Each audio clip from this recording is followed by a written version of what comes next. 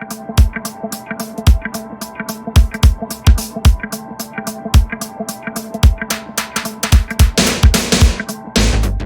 my name is Scott Sneath from BluChip. Today I'm joined by Brett Wyman. Brett was a two-sport star in high school, football and wrestling. He went on to Brown University to be an inside linebacker for the football team. And at some point along the line, he discovered acting. Pretty interesting story, Brett. Tell me a little bit more about your path. Sure. So, I was trying to decide between playing football and wrestling in college. I wrestled 215. I was fortunate to get recruited for both sports, but I just wanted to play football, and my folks were, really adamant growing up about making sure, the whole broken leg theory. If, you can't play anymore, you make sure you love where you go. And I had a beautiful opportunity to play football in the Ivy League, and Brown University was just one of those fits for me that, we have an open curriculum at Brown. So I wasn't quite sure what I wanted to do outside of playing football. And it just seemed like the perfect place to be able to explore. It had that kind of blue collar feel for me, despite it being an Ivy League school. And then, somehow the theater came calling. Right. My senior year of high school, we were doing Beauty and the Beast at the school, and my sister was in it, and she was like, you should audition to play Gaston. And I was like, oh my God, that would be incredible. And long story short, I didn't do it. I kind of went out on it. And I was always interested in psychology, and I took intro to psychology, and I was like, boom, this is it. Okay. I love this, especially abnormal psychology. I just really, I don't know, human behavior was something I've always been interested in. And so I decided I was going to be a psychology major pretty early on, really like that first semester. And then, and I thought I wanted to be a therapist. And so I blew through that program. I finished it at the beginning of my junior year, because again, I could do it. I could pick whatever I wanted to take. And so I had time to kill while I was playing football. And then I took an improv acting class at the beginning of my junior year. And I was like, oh my God, it was kind of like that, it was like, I've always talked about being interested in this. Like, I got to just do it.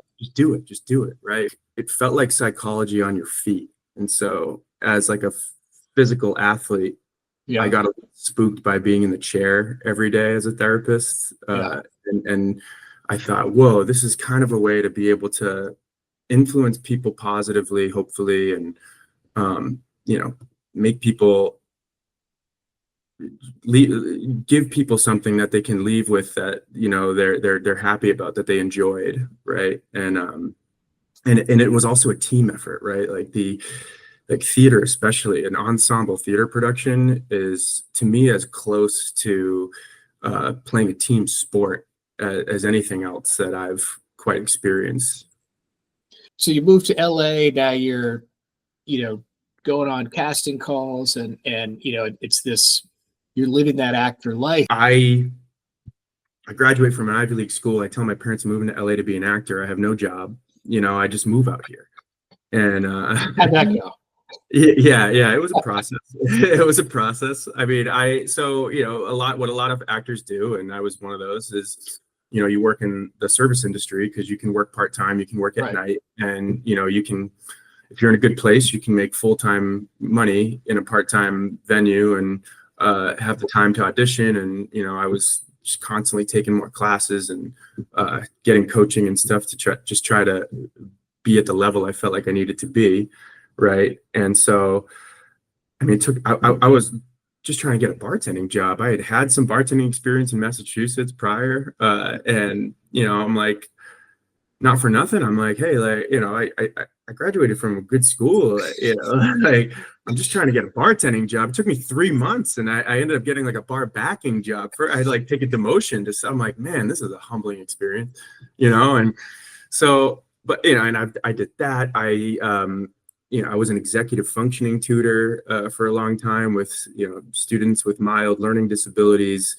I mean, I've done a lot of weird, odd jobs, throughout the years, just piece it all together in between, booking a TV episode here, a movie or a commercial. And, I joke as an actor, it's like I work just enough to call it a career, but I've always had to supplement it in a certain way. Sure. And I go to grad school to really just deepen my studies in acting.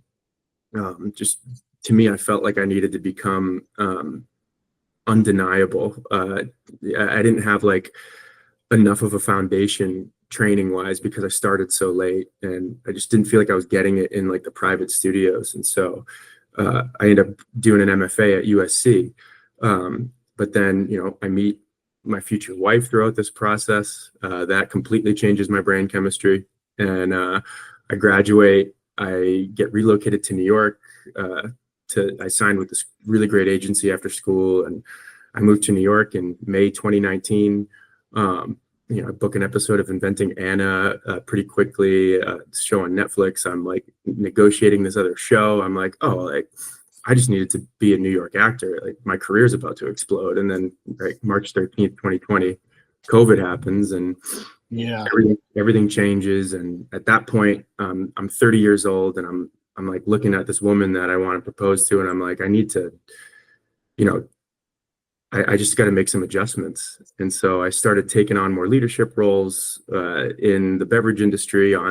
Basically in the past 5 years, I've created a career in beverage. And I now work for a company called Diageo, where I work in business development for us. I manage all of our vodka, gins, rums, and cordials in the Southern California area. And it's, I've found this very interesting balance where I have a very real full-time job now.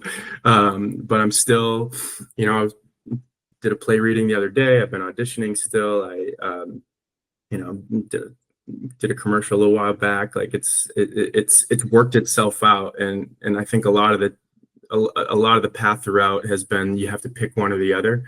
And so far I haven't had to do that. I've had to be creative about it, but it all comes down to what you're willing to do. Knowing what you know now and kind of how you've approached things from a professional standpoint, a personal standpoint, your values have kind of carried you through all these, different activities and passions you have. Like, is there a point in time you would go back and be like, let me tell you how it really is versus how you think it is now? Well, most immediately, I would like, if I was to like say this to my younger self, it's enjoy more, worry less. And that's coming from somebody who has done the opposite, my whole life. But definitely enjoy more, worry less, and trust yourself. Trust your instinct and what you want. The part that most people then don't figure out is what it's going to take. Right. And what am I willing to do in order to achieve that dream? And Brett, I really appreciate you taking the time today to speak with us. Good luck with all of your different pursuits, because I know you'll do well at all of them and how they support each other. So appreciate the time, and take care. Yeah. Thank you, Scott. This is fun.